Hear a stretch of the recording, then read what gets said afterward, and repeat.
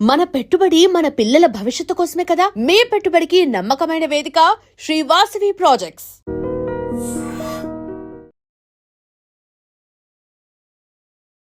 Cricket అంటే ఒక ఆట మాత్రమే కాదు, మన దేశంలో అదొక ఎమోషన్. కానీ ఆ ఎమోషన్ కేవలం ఇద్దరు వ్యక్తుల చుట్టూనే తిరుగుతుందా? రోహిత్ శర్మ, విరాట్ కోహ్లీ గ్రౌండ్లోకి దిగుతున్నారంటే ఆ కిక్కే వేరు.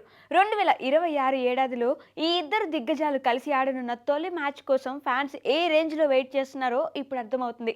భారత్ న్యూజిలాండ్ మధ్య జరగనున్న మొదటి వన్డే టికెట్ల కోసం జరిగిన యుద్ధం చూస్తే మీరు ఆశ్చర్యపోవాల్సిందే. న్యూజిలాండ్తో తొలి వన్డే టికెట్లు 8 నిమిషాల్లో అమ్ముడవడం వెనుక ఉన్న అసలు నిజమేంటి? Team India veteran spinner Ravichandran Ashwin ఒక సంచలన విషయాన్ని బయటపెట్టారు. అసలు మన దేశంలో క్రికెట్ క్రేజ్ ఎలా ఉందంటే, కోహ్లీ ఆడుతున్నాడని తెలిస్తే రంజీ మ్యాచ్లకు కూడా స్టేడియాలు నిండిపోతున్నాయి. రోహిత్ శర్మ క్రీజులోకి వస్తున్నాడంటే విజయ్ హజారే ట్రాఫీ మ్యాచ్లకు కూడా ప్రత్యేకంగా స్టాండ్స్ ఏర్పాటు చేయాల్సి వస్తుంది. జనవరి 1వ తేదీన బుక్ మై షో వేదికగా భారత్ న్యూజిలాండ్ తొలి వన్డే టికెట్ల అమ్మకాలు ప్రారంభమయ్యాయి. మీరు నమ్ముతారో లేదో, సరిగ్గా 8 నిమిషాల్లోనే మొత్తం టికెట్లు సోల్డ్ అవుట్ అయిపోయాయి.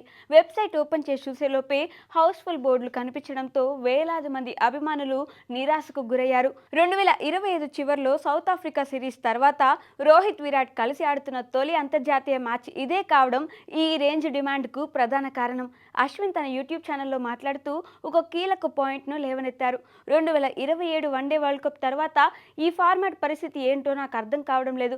టెస్టులకు ఎలాగూ ప్రత్యేక అభిమానులు ఉంటారు, కానీ వన్డేల మనుగడ మాత్రం కష్టమే. ప్రస్తుతం విజయ్ హజారే ట్రోఫీకి జనం వస్తున్నారంటే దానికి కారణం కేవలం రోహిత్, విరాట్ అక్కడ ఆడటమే.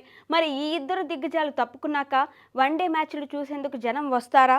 దీనికి సమాధానం చెప్పడం చాలా కష్టం అని అశ్విన్ కుండబద్దలు కొట్టారు.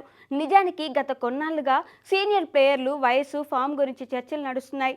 ముఖ్యంగా chief selector Ajit Agarkar 2027 world cup గురించి చేసిన కొన్ని వ్యాఖ్యలు దుమారం రేపాయి.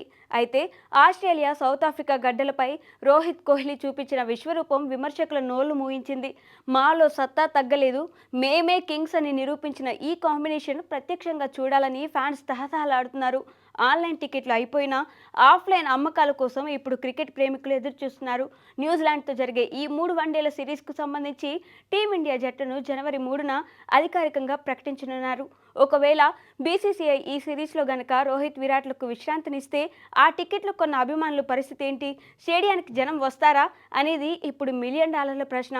ప్లేయర్ల కంటే ఆట ఎప్పుడూ గొప్పదే, కానీ ఆ ఆటను చూడడానికి జనాన్ని రప్పించేది మాత్రం ఈ ఇద్దరే అన్నది అశ్విన్ భావన. మొత్తానికి 8 నిమిషాల్లో టికెట్లు ఖాళీ అయ్యాయంటే రోహిత్, కోహ్లీ బ్రాండ్ పవర్ ఏంటో మనం అర్థం చేసుకోవచ్చు.